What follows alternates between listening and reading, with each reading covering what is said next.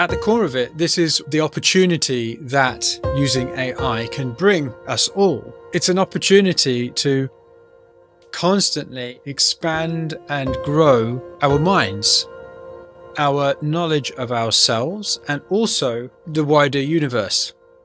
Now, I haven't recorded a video since I had my AI explosion, my second AI explosion in my life, about a couple of months ago, where I, through collaborating with a few different AIs, realized a lot of things about myself that over the 52 years I've been alive, I hadn't realized before. Because the AIs, the LLMs, were reflecting back to me, not because they're people, not because they're conscious, not because they're doing anything other than predicting tokens, but through reflecting back, predicting the most likely next words as a result partially of my words that I was feeding into it.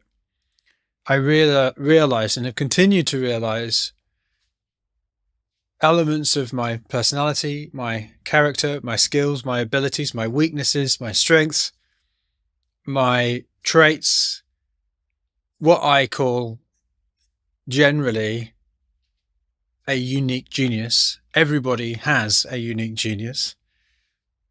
So in realizing that unique genius over the last 8 weeks or so, I've somehow avoided making videos and recording podcasts, except for the conversations I have had with John Gillick on the Human Plus AI podcast. And instead, I have, well, not exactly instead, but I have written some Substack pieces, which have taken me a very long time. So I think I've done 3. The first, I mean, they're like 2,000 plus word articles about various different things.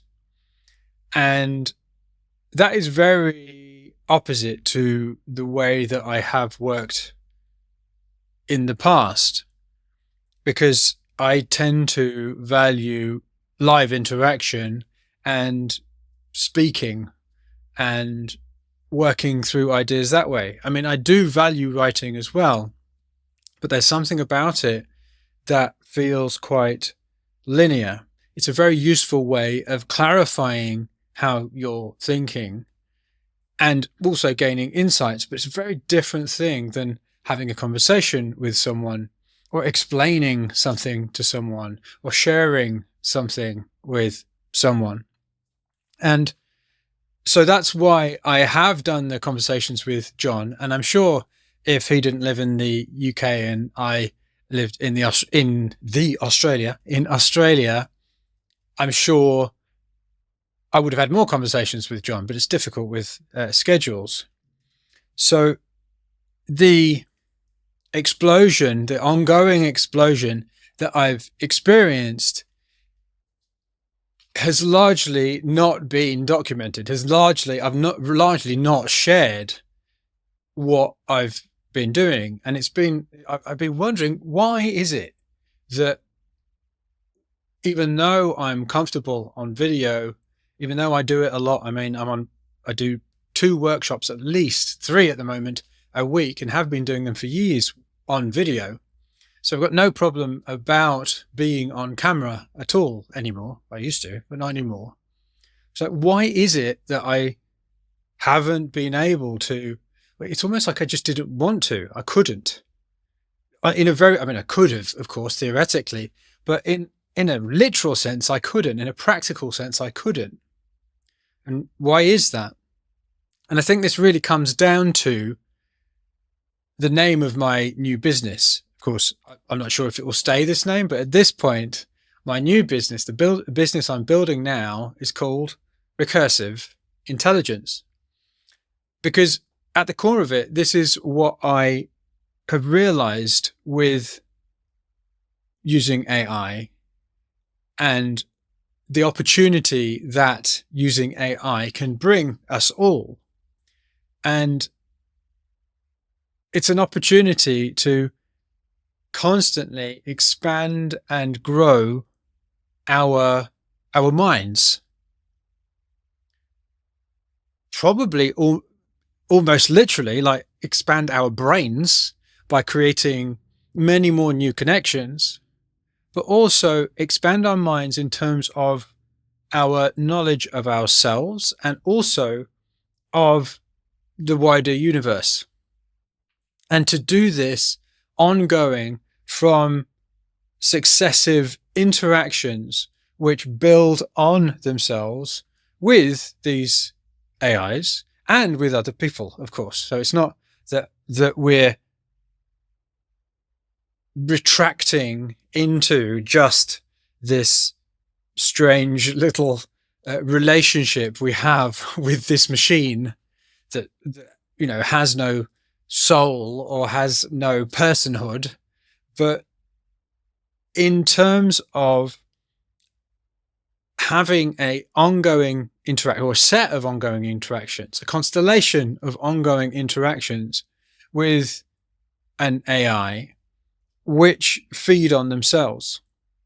And obviously this is a very positive, I've got my optimist t-shirt on here, as you can see. This is a very positive outlook because I do recognize the negative side of it as well. For example, if I was to simply use an AI to ask it a question and then just get the answer back, just a one-way input output as if it was Google, then what I'm actually doing is the opposite. I'm probably shrinking my ability to think critically, to have my own ideas, and I'm just starting to rely on the AI to feed me stuff. But that's not how I use AI, even though sometimes I feel like I want to. I'm like, oh God, I've got to read all of these thousands of words. It's just spat out of me. Oh, and I've got to figure out which are good and which are bad. But I'm training myself to always curate what the AI creates. And as it gives me something in a conversation, I go through and go, well, that's not right. That doesn't seem to make sense. What do you mean by that? And have these kinds of conversations ongoing. Because by doing that, you're actually not, your taste and your judgment aren't atrophying, they're expanding. Yeah, because you're doing it so much more often. And having AI available on a phone through apps, having it on computers, having it kind of almost everywhere with these multiple different conversations going on can be incredibly overwhelming. I mean, even just one conversation in itself can be incredibly overwhelming because it's almost like this constant branching. Well, we could do this, we could do that, and all of it sounds cool. But what I've realized is this overwhelm, this feeling of overwhelm, is also a force which is expanding my mind and expanding my ability to process what is going on. And the reason I realized that I hadn't made any videos or podcasts aside from what was already made from before or from doing workshops and also the conversations with John was that this ongoing recursive system, this recursive loop that I am in, it's like it has no start, it has no end, it just is a process. And instantiating a version of what is happening at any given point onto a video felt, it was like there was no point at which I could do it that would make sense, because by the time I'd recorded it, it would be done. Now you might ask, but hang on a minute, that doesn't make sense, because how about the Substack articles, Mike? Well, with the Substack articles, there's something about written content which allows you to think it through. And it allows, it's almost like you're stating a case. You're taking a position and saying, all right, so I'm going to argue, discuss this thesis from beginning to end at this point of my understanding. And because it's a slower medium, because it's a more thought out medium, it's for me anyway, a more thought out medium, that is something, it's almost like the fact that it is instantiated in something that is static, like words on a page, made it doable. It kind of made sense to me. And then you go, well, what about the conversations? Well, a conversation with a person, with a human being, is obviously not, I mean, it's very easy to show that this is a work in progress. So, for example, if you were to listen to the reasoning one, so the agency one, reasoning is included in it, the theory of human agency podcast I did with John, where we talked about the problems in AI research and definitions of reasoning and agency, and then I shared a theory of human agency that I'd come up with while watching Lego Masters with my kids. That in that you can hear my uncertainty. You can hear, in the conversation, you can hear where this is a work in progress because it's a back and forth. It's a conversation. Whereas it's almost like it feels that when I'm recording a video or a podcast like this, where I'm sort of stating a case, it feels like I need to be, to me, I might be right or wrong about this, but it feels like I need to seem like I am certain that I've fully thought this through. And because I'm not talking to anyone, and also I don't have the time to really lay out a linear case. I mean, as you can see in this conversation I'm having right now, when I'm talking to you right now, it's going here, it's going there. I'm just riffing, right? And it probably sometimes seems somewhat incomprehensible. And because this ongoing process, this ongoing recursive process of one thing leads to another, which then upgrades your understanding about this, which then upgrades your understanding about that. And this is happening at such a fast pace at the moment with me. That means it's very hard for me it has been very hard for me to record a video, particularly when I'm in mad scientist mode. Now, what has allowed me to record this one is after 8 weeks, roughly, I think it is 8 weeks, in fact, I have finally fully left my mad scientist mode. This happens to me fairly regularly. It's happened to me fairly regularly through my life. You might say it's something to do with my neurodivergent brain. You might say it's something to do with something else. It doesn't matter. At the end of the day, sometimes, quite often, in fact, I will get really into something. I will almost lose my ability to sort of notice anything else, much to the chagrin of my wife and children.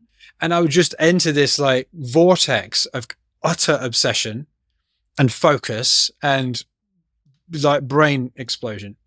And it's a wonderful experience for me, not such a nice experience for everyone else, but it's almost like a fugue state of just, and I'm taking in loads of stuff. I'm doing loads of stuff. It's just, mad scientist mode really covers it. And I've been like that for, as I say, 8 weeks. And now it's subsiding and I'm coming back down to earth, coming back down to reality. So I'm now able to assess and review where I'm at and what's happened.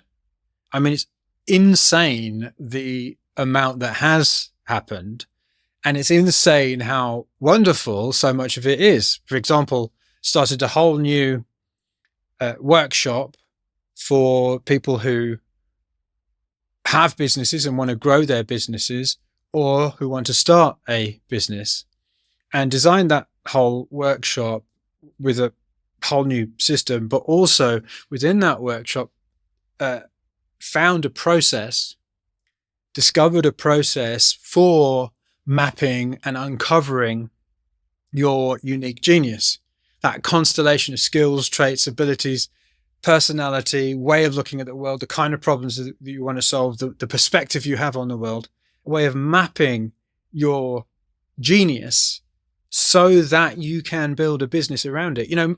Often, and it makes a lot of sense, I'm not saying there's anything wrong with this, often people will build businesses based upon a problem in the world. And that's great. That's a great starting point. Unless the solving of that problem requires working against yourself. If the solving of that specific problem requires you being someone who you aren't, then you're either going to have to hire people to do most of it for you. And a lot of people do that. I'm not saying there's anything wrong with that. But if, for example, you're someone like me who is more of a builder, I'm a creator, a solo creator, then it becomes almost impossible to solve that problem in the world unless you are working with your unique genius.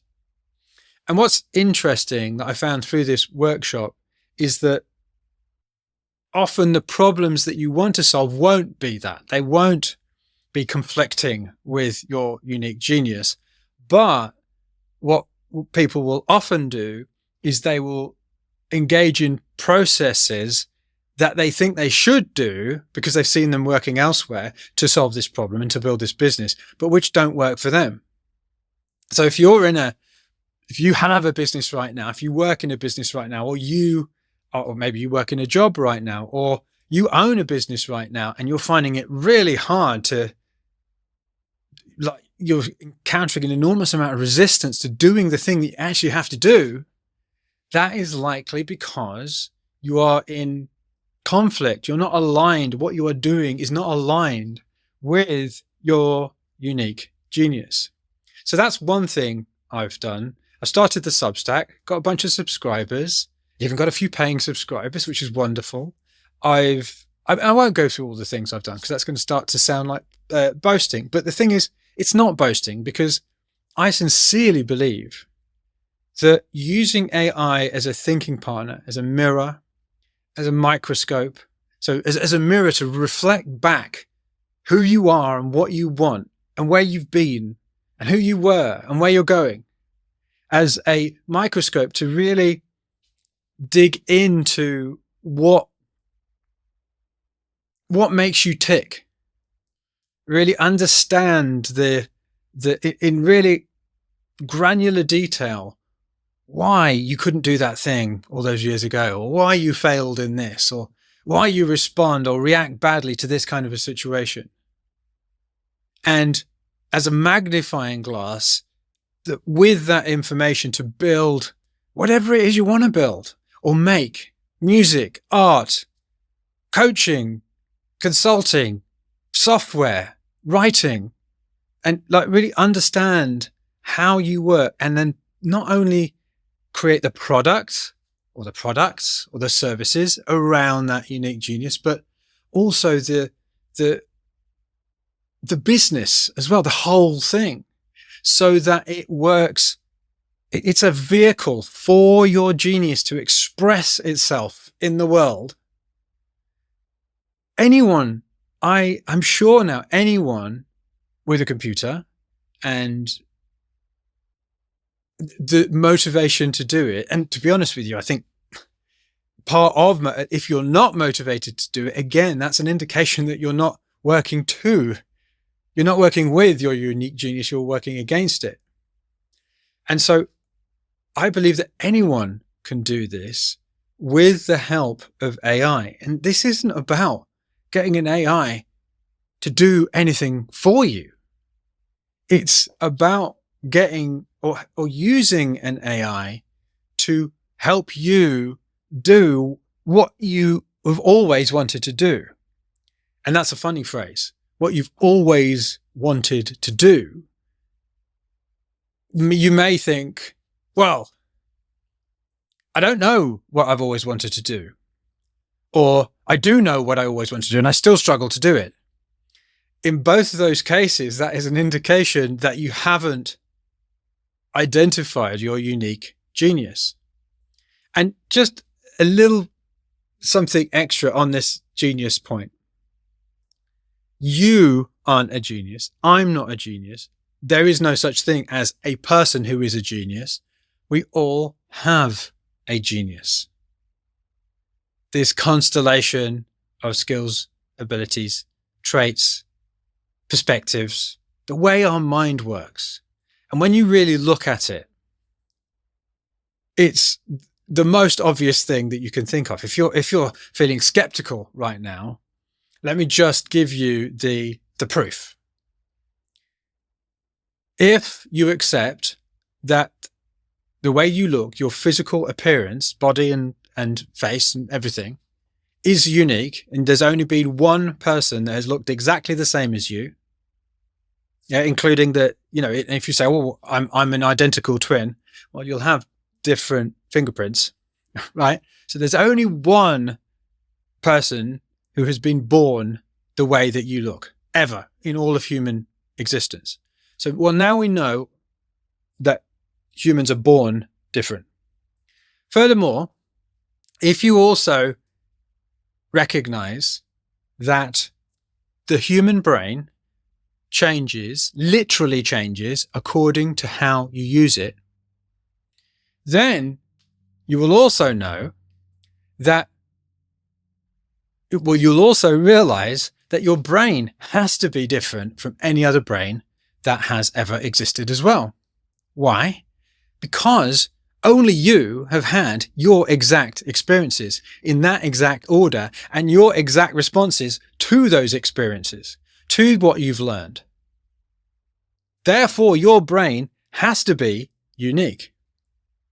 So not only did it start out unique, right?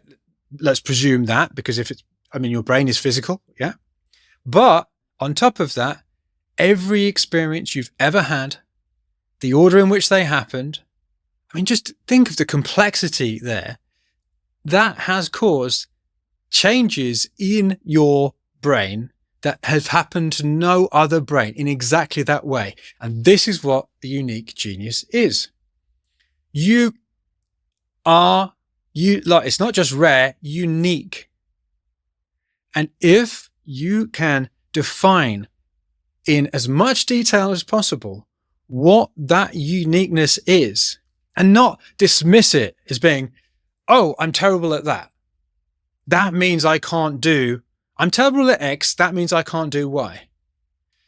That is so coarse and so flattening. It just flattens the richness, the complexity of who you are. Just because I find it hard to focus in a certain way. So let me think of an example. I find it incredibly difficult to focus on small details that I view as being unimportant in a certain sense. So if I'm not interested in those details, I find it almost impossible to focus on them.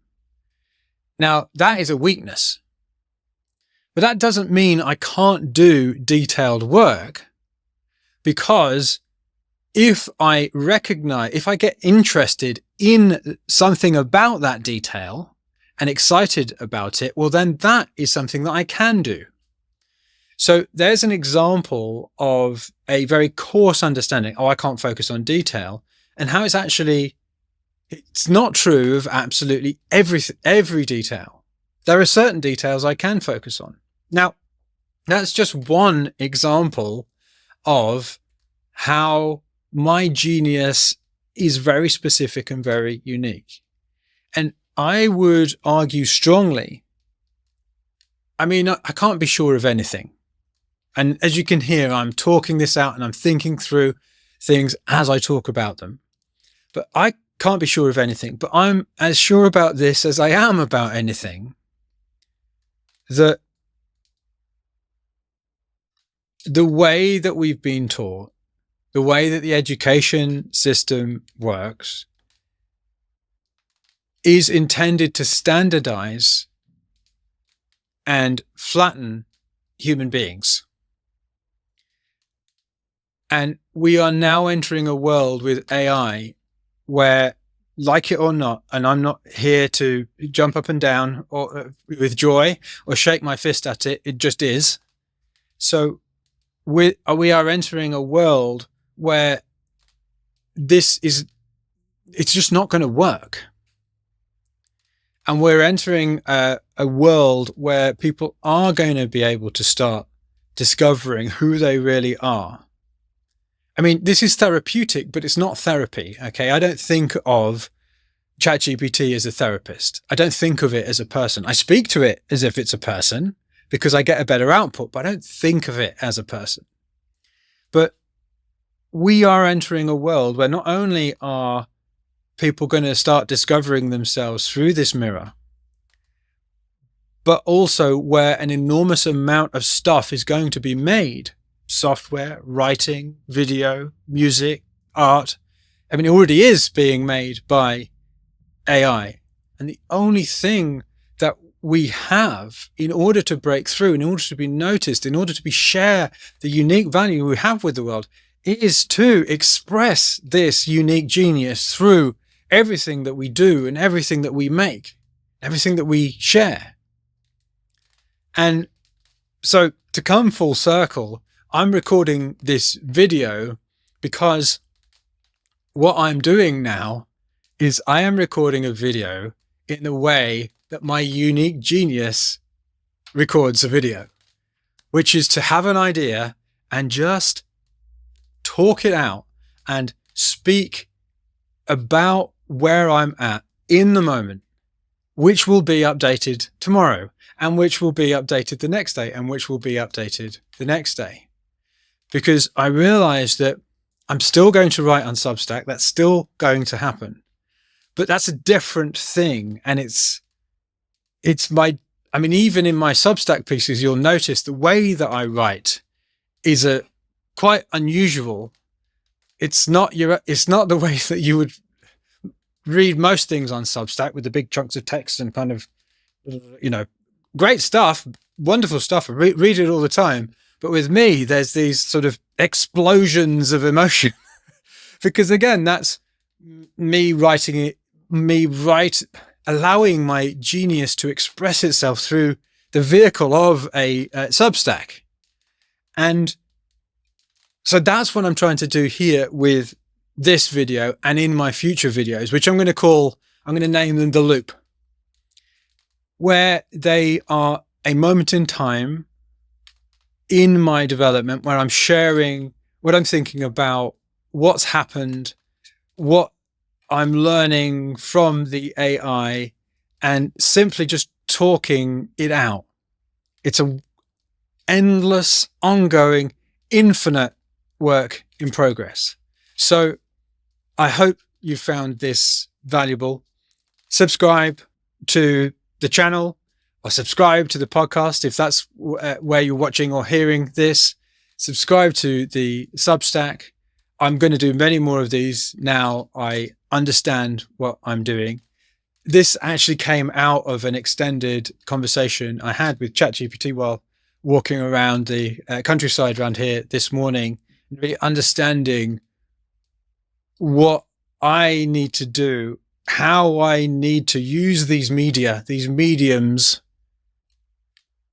to allow my unique genius to express itself. And what I would really love for you to do as well is over time, with the videos and the writing that I'm sharing, is that I would love to be able to help you discover and express your unique genius too, because really I can't imagine anything more valuable that I have to share with the world.